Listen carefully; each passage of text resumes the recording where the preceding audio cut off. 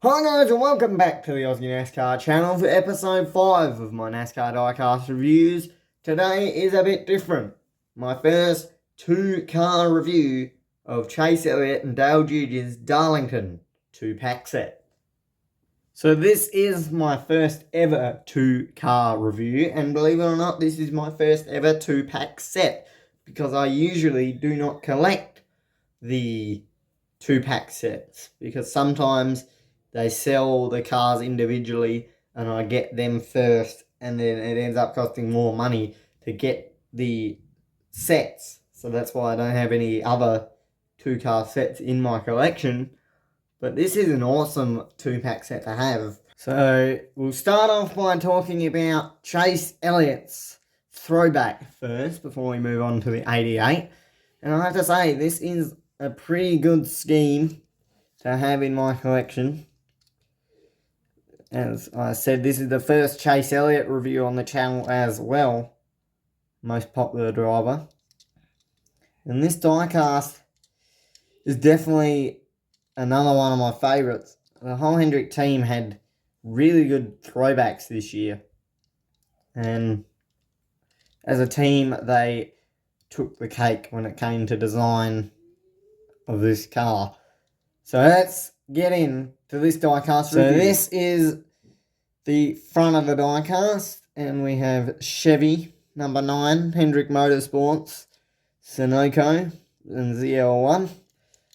Then on the bonnet, we have UniFirst, Uniform Services Solutions. On the windscreen, we have Chase Elliott and the Chevy logo. On the roof, we have number 9 and UniFirst. On the rear windscreen, we have Elliott. And on the deck lid, we have Napa Auto Parts. Then we flick around to the rear, we have Camaro, UniFirst, number 9, Valvoline, ZL1. And on the right side of the diecast, we have UniFirst, Coca-Cola, Lumar, Hooters, and Napa, the number 9, and the Darlington logo.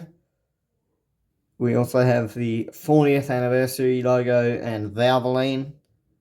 I can't read the contingencies on the post there, but I think one says Exalta and Mac Tools. Then we flip around here to the other side of the diecast, the left. So there it is there. And one thing I find funny about this diecast is the fact that UniFirst, as a sponsor, got 2 of the biggest races of the year for Hendrick Motorsports. They got the throwback race. They got this awesome looking diecast. But they also got the Hendrick 40th anniversary car at Martinsville. So that is pretty good for them, because normally Napa or someone like that would have it. But UniFirst got both races this season. So that's pretty good for them.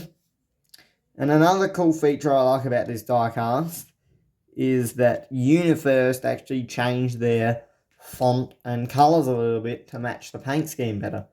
So if you notice here, they have gotten rid of the green outline around the number. You can see the UniFirst logo is smaller. It has the American flag.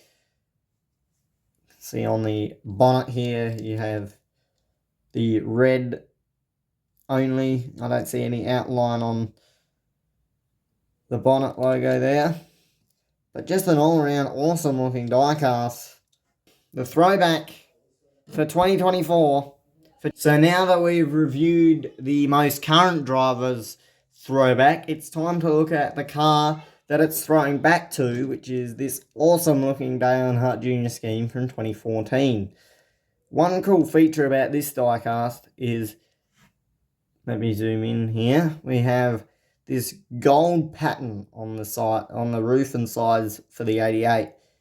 And it just looks so good. You can see this little, like a sparkling gold pattern on the side here, on the roof.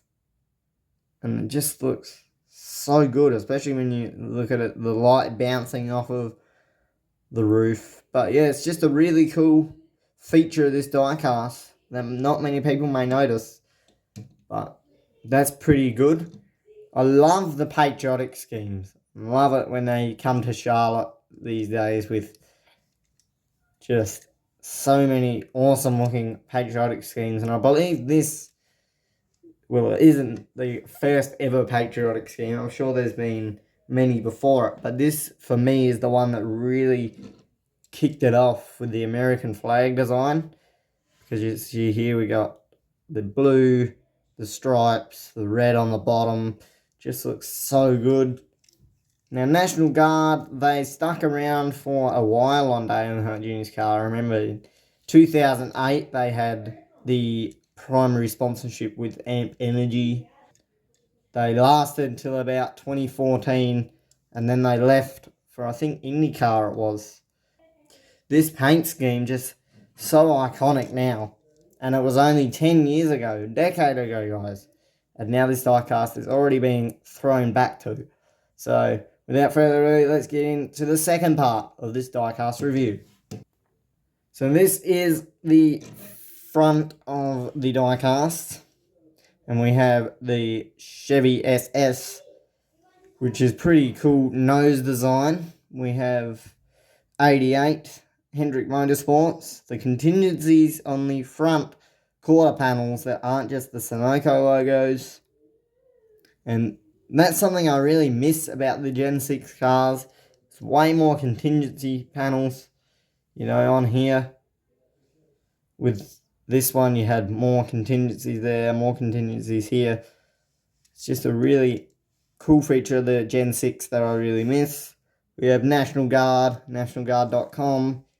We got on the windscreen Dale Earnhardt Jr. and Chevy. 2 Chevy logos, one on each end. That's pretty cool. Nice and central name banner. We have 88 National Guard. And this weird little black patterning, almost like there was a roof camera supposed to be on this diecast. But no one knows that for sure. We have National Guard on the back of the roof here. No name banner on the back of the diecast. Just on the front. We have National Guard on the deck lid. And National Guard, Chevy SS, 88 and Valvoline on the back.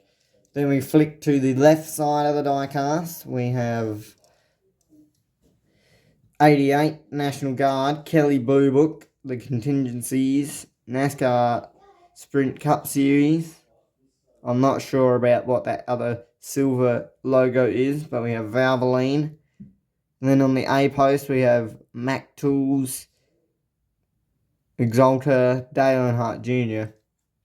And that is the left side of the diecast. Let me flip around to the right side of the diecast here. This diecast looks amazing.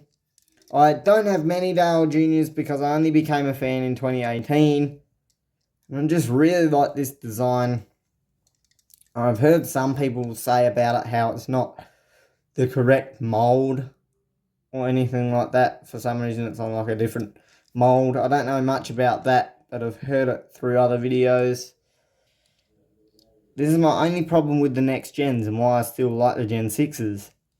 The fact that you've got so much blank space around the door because the number is not in the center. It's just really makes the scheme look a bit weird. It would look better if the numbers were central, and I know they're probably never going back to it, but yeah, that's just something I dislike about the next gens, just the amount of blank space on the door. And this isn't just for this diecast, this is just for all next gen cars. You can see just the amount of blank space around the door and the number, and you don't have room for contingencies. Where if we look at